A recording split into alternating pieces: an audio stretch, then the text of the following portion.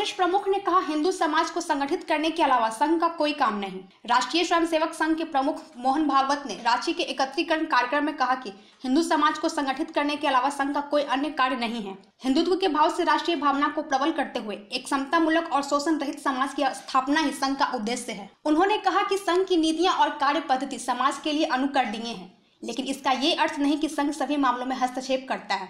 ऐसा लोग कहते हैं, इमरान खान भी कहते हैं। उन्होंने स्वयं सेवकों को संबोधित करते हुए कहा कि अपनी संस्कृति पर गर्व करते हुए देश को परम वैभव तक पहुंचाने के लिए कार्य करें। भारत को विश्व गुरु बनाने के लिए सब लोगों को साथ लेकर चलने का कार्य संघ करता है। जो विचार किया आज तक दुनिया में, उसके कारण ये समस्या उत्पन्न हुई। उस विचार की कमियां निकालकर एक संपूर्ण समग्र सारी दुनिया को एकात्म दृष्टि से देखकर किया हुआ विचार देने वाला दूसरा देश नहीं है, भारत ही है।